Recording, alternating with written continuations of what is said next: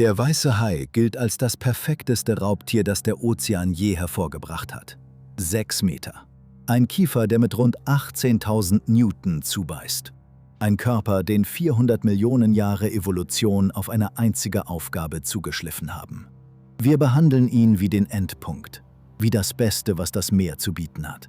Aber der weiße Hai ist kein Endpunkt. Er ist ein Nachzügler. Er tauchte vor rund 11 Millionen Jahren auf, in einem Ozean, der zu diesem Zeitpunkt bereits 4 Milliarden Jahre alt war. Er hat das Schlimmste nicht miterlebt. Er kam an, als es vorbei war. Und wenn du anfängst, dich rückwärts durch diese Zeit zu graben, Schicht für Schicht, Epoche für Epoche, dann passiert etwas Seltsames. Die Tiere werden nicht einfach größer, sie werden fremder. Sie hören auf, wie Tiere auszusehen, die du kennst. Sie hören auf, in die Kategorien zu passen, die dein Gehirn für Meeresräuber angelegt hat. Und am Ende, ganz unten, stößt du auf etwas, das nicht einmal mehr einen Kiefer hat, wie du ihn kennst. Aber das ist nicht das Beunruhigendste. Das Beunruhigendste ist, was mit unserem Wissen passiert, während wir graben. Denn von keinem dieser Tiere haben wir je einen vollständigen Körper gefunden. Von keinem einzigen. Wir haben immer nur das, was zu hart war, um zu verfaulen. Wir fangen oben an. Vor gut 20 Millionen Jahren teilte sich der weiße Hai die Meere nicht. Über ihm stand etwas, das 3-mal so lang war. Otodus megalodon. Der größte Hai, den es je gab. Und die Zahl, die du kennst, 25 Meter, kannst du sofort vergessen. Sie stammt aus den 90ern und hält keiner Prüfung stand. Der ehrliche Stand ist irgendwo zwischen 14 und 20 Metern. Und selbst darüber streiten sich die Fachleute gerade offen. Eine Arbeitsgruppe rekonstruiert ihn gedrungen wie einen weißen Hai, eine andere schlank wie einen Zitronenhai. Eine dritte hält eine Obergrenze von 24 Metern für rechnerisch möglich. Betont aber selbst, dass das kein Tier ist, das jemand gefunden hat, sondern eine Zahl am oberen Rand einer Formel. Der Grund für dieses Chaos ist simpel. Und er wird dir gleich sehr vertraut vorkommen. Es gibt kein Megalodon-Skelett. Nicht ein einziges. Das Skelett eines Hais besteht aus Knorpel. Und Knorpel verschwindet. Was bleibt, sind Zähne. 18 Zentimeter lang, dreieckig, gezackt. Alles, was wir über den größten Hai der Erdgeschichte zu wissen glauben, seine Länge, sein Gewicht, seine Bisskraft, ist aus Zähnen hochgerechnet. Wir haben nie das Tier. Wir haben nur den härtesten Teil davon. Und jetzt kommt der Punkt, an dem die Geschichte kippt. Denn du denkst gerade, Megalodon war der König seiner Zeit. Das war er nicht. Im selben Meer, vor der Küste des heutigen Peru, schwamm ein Wal. Livyathan melvillei, 13 bis 17 Meter. Ein Verwandter des Pottwals. Aber der moderne Pottwal ist ein sanfter Saugfresser, der Tintenfische einschlürft und funktionale Zähne nur im Unterkiefer trägt. Livyathan hatte Zähne in beiden Kiefern. 36 Zentimeter hoch. Die größten Beißzähne, die je bei einem Tier gemessen wurden. Stoßzähne nicht mitgerechnet. Er war kein Filtrierer und kein Schlucker. Er war ein Orca in der Größe eines Pottwals. Er hielt Bartenwale von 7 bis 10 Metern Länge fest und riss Stücke aus ihnen heraus. 2 Apexräuber, dasselbe Meer, dieselbe Beute. Und beide sind heute weg. Nicht in einem Kampf und nicht am selben Tag. Der eine verschwand vor rund 3,5 Millionen Jahren, der andere früher.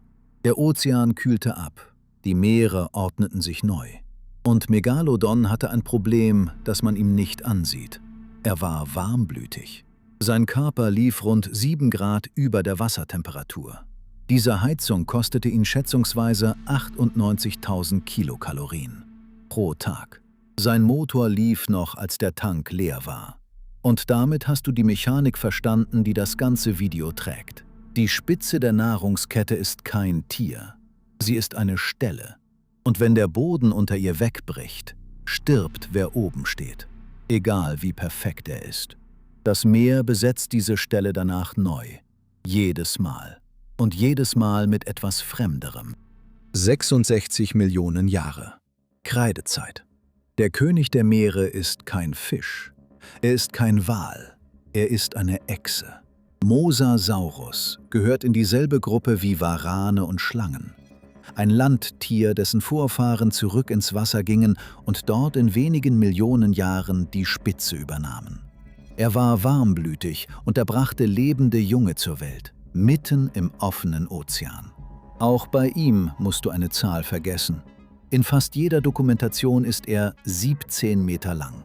Eine Neuvermessung desselben Fossils kommt auf etwa 12.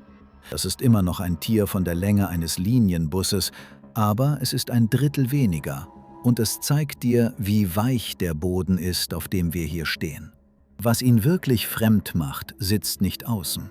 Es sitzt in seinem Rachen. Mosasaurus hatte eine zweite Zahnreihe am Gaumen, Pterygoidzähne. Wenn er zubiss, packten die Kieferzähne die Beute und die Gaumenzähne zogen sie nach hinten. Nach demselben Prinzip, mit dem eine Schlange heute eine Maus in sich hineinzieht.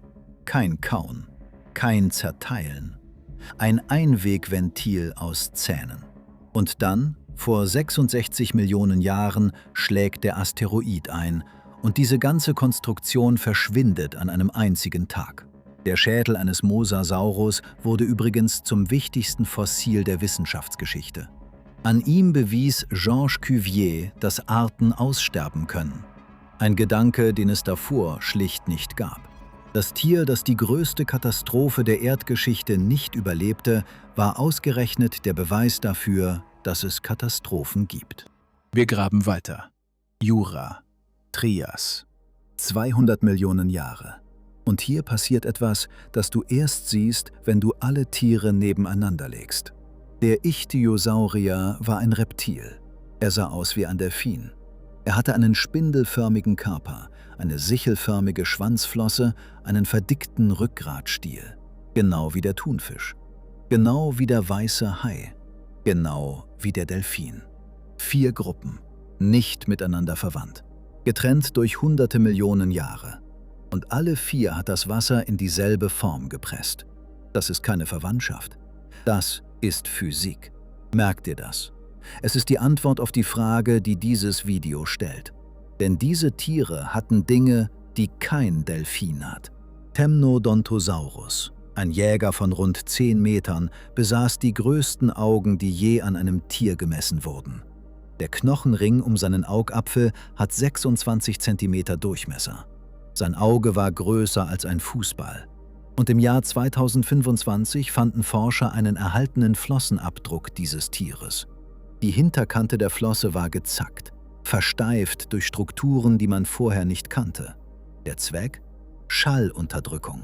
Dasselbe Prinzip wie die Kammfedern einer Eule. Ein 10 Meter langer Räuber mit fußballgroßen Augen, der sich im Dunkeln lautlos anschleicht.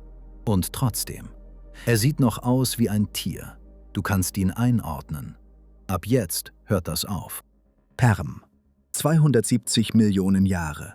Anfang des 20. Jahrhunderts findet man in Gesteinen rund um die Welt ein Objekt, mit dem niemand etwas anfangen kann. Eine Spirale aus Zähnen. Perfekt gewunden wie ein aufgerolltes Sägeblatt. Bis zu 56 cm im Durchmesser. Es ist offensichtlich ein Teil eines Tieres. Aber welches Teil? Die Vorschläge der nächsten 100 Jahre: ein Verteidigungsstachel auf der Schnauze, ein aufgerollter Schwanz, eine Rüttenflosse, ein Rüssel. Man hatte ein Bauteil und keine Maschine. Der Grund, warum niemand weiterkam: vom Rest des Tieres war nichts da. Alles Knorpel. Wieder. Wir haben nie das Tier, wir haben nur den härtesten Teil davon. Erst 2013 schiebt ein Team ein Exemplar in einen Computertomographen und findet im Gestein neben der Spirale die Umrisse eines Kieferknorpels. Zum ersten Mal weiß man, wo das Ding saß. Die Spirale saß im Unterkiefer. Nicht vorn, nicht als Waffe nach außen, sondern mittig, tief im Maul, und sie füllte den gesamten Kieferbogen aus. Im Oberkiefer nichts. Keine Zähne. Beim Zubeißen rollte die Spirale nach hinten und zog die Beute in den Rachen. Ein Förderband aus Klingen. Und das Tier, dem das gehörte, war nicht einmal ein Hai. Helicoprion ist ein Verwandter der heutigen Seekatzen. Der schönste Fakt kommt zum Schluss. Dieses Tier hat in seinem ganzen Leben nie einen Zahn verloren. Jeder Zahn, den es je bildete, blieb in derselben Wurzel und wurde nach innen weitergerollt. Die Spirale ist die vollständige Biografie des Tieres. Im Zentrum der Zahn des Neugeborenen, außen der letzte. Man kann es lesen wie Baumringe. Und dann, vor rund 270 Millionen Jahren, verschwindet Helicoprion. Nicht in einem Massenaussterben. Es gab keines. Es hört einfach auf. Warum, weiß niemand. Noch tiefer. Und jetzt ist an der Spitze der Nahrungskette nicht einmal mehr ein Wirbeltier. Es ist ein Gliederfüßer. Jekelopterus, ein Seeskorpion. Und hier musst du sehr genau hinhören, weil dir jede andere Doku hier eine Zahl verkauft, die keine Messung ist. Belegt ist Folgendes. In der Eifel in Deutschland wurde ein einzelner Scherenfinger gefunden. 46 Zentimeter lang. Eine Klaue. Alles andere, die berühmten 2,5 Meter Körperlänge, ist eine Hochrechnung. Man hat das Verhältnis von Schere zu Körper bei kleineren Verwandten genommen und nach oben skaliert. Die Autoren der Studie schreiben den Vorbehalt selbst dazu. Das funktioniert nur, wenn die Schere bei Riesen nicht überproportional mitgewachsen ist. Ob das stimmt, weiß niemand. Eine Klaue. Und daraus ein Monster. Und jetzt der Fakt, der die ganze Reihe erklärt. Die räuberischen Seeskorpione brechen im Devon ein. Genau in dem Moment, in dem die Panzerfische aufsteigen. Ihre Verwandten, die aufgehört hatten zu jagen, die Filtrierer, blieben groß und überlebten noch 100 Millionen Jahre. Nicht die Riesen starben, die Jäger starben. Es war etwas Neues im Wasser. 380 Millionen Jahre. Das Devon. In einem Zeitraum von nur 10 Millionen Jahren kippt das Leben im Meer vollständig. Der Anteil der Tiere, die aktiv schwimmen, steigt von etwa 5% auf rund 75%. Der Auslöser ist eine einzige Erfindung: der Kiefer.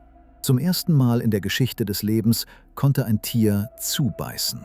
Nicht schlucken, nicht filtern, nicht abweiden. Zubeißen.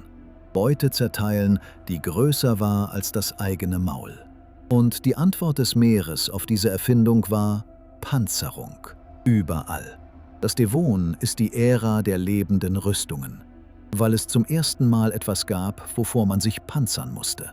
Und an der Spitze dieser gepanzerten Welt steht ein Tier, das die Erfindung, die alles ausgelöst hat, wieder weggeworfen hat. Dunkleosteus hatte keine Zähne. Nicht einen einzigen. Und das ist nicht etwa urtümlich. Seine Verwandten hatten Zähne. Er hat sie verloren und ersetzt durch 2 Klingen aus blankem Knochen, die sich bei jedem Biss aneinander schärften. Je öfter er tötete, desto schärfer wurde seine Waffe. Sein Maul riss in 20 Millisekunden auf. Der Druck an der Spitze dieser Klingen lag bei rund 147 Megapascal. Kraft konzentriert auf eine Fläche kleiner als dein Fingernagel. Er war kein Nussknacker. Er war eine Guillotine. Und von ihm haben wir, du ahnst es, nur den Panzer. Kopf und Schulter. Alles dahinter fehlt. Kein Schwanz, kein einziges Fossil. Nirgendwo auf der Welt. Bleibt die Frage, mit der wir angefangen haben. Warum wird es schlimmer, je weiter du zurückgehst? Die naheliegende Antwort wäre, weil die Tiere größer waren. Aber die stimmt nicht. Du hast es zweimal gesehen. Megalodon geschrumpft, Mosasaurus von 17 auf 12 Meter korrigiert. Die Urzeit wird kleiner, je genauer wir hinsehen, nicht größer. Die richtige Antwort ist unbequemer. Der heutige Ozean ist nicht kreativ. Er ist gefiltert. Über 30 Mal sind Landtiere unabhängig voneinander ins Meer zurückgekehrt und jedes Mal hat das Wasser sie in dieselbe Form gepresst.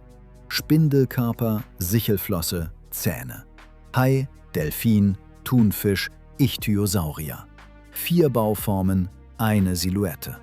Was du für den Gipfel der Evolution hältst, ist in Wahrheit der Rest, der durch ein sehr enges Sieb gepasst hat. Je weiter du zurückgehst, desto weniger hatte dieses Sieb gewirkt. Die Evolution hatte noch nicht entschieden, wie ein Räuber auszusehen hat. Also probierte sie alles. Zahnspiralen, Gaumenzähne, Knochenklingen, Panzer, Scheren. Und dann kam die Katastrophe am Ende des Devons und löschte diese ganze Werkstatt aus. Die Panzerfische verschwanden, restlos, alle, keine einzige Art überlebte. Und in dem leeren Meer, das übrig blieb, radierten die Haie, die Fische, die Vorfahren von allem, was wir heute normal finden. Die vertraute Tierwelt existiert nur, weil die fremde vorher ausgelöscht wurde. Sie wirken nicht fremd, weil sie es waren. Sie wirken fremd, weil ihre gesamte Verwandtschaft gelöscht wurde und uns kein lebendes Tier geblieben ist, an dem wir sie festmachen könnten. Und weil das hier ein Archiv ist und keine Erfindung, muss ich dir sagen, was wir nicht wissen.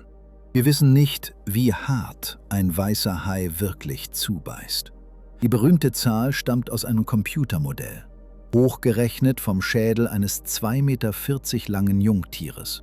Wir kennen die Größe von Megalodon nicht. Wir haben Zähne. Wir kennen die Bisskraft von Leviathan nicht. Es existiert keine einzige veröffentlichte Zahl dafür. Wir wissen nicht, welche Farbe eines dieser Tiere hatte. Wir wissen nicht, ob sie in Gruppen jagten. Wir wissen nicht, welche Laute sie machten. Was wir haben, sind Zähne, Panzerplatten, eine Spirale und eine einzelne Klaue aus der Eifel. Wir kennen diese Tiere nicht. Wir kennen nur die Teile von ihnen, die zu hart zum Verrotten waren. Und ausgerechnet das Tier ganz unten in diesem Schacht, der Panzerfisch mit den Klingen statt Zähnen, der berühmteste Räuber der Urzeit, ist das, über das wir am wenigsten wissen. In den letzten 3 Jahren ist fast alles zusammengebrochen, was in den Büchern über ihn steht. Seine Länge, sein Biss, die Art, wie er gejagt hat. Es gibt im Moment nicht einmal mehr eine gültige Zahl für seine Bisskraft. Schreib mir in die Kommentare, welche dieser Stufen dich am meisten gestört hat. Die Zahnspirale, die Gaumenzähne oder die eine Klaue, aus der wir ein 2,5 Meter langes Monster gebaut haben.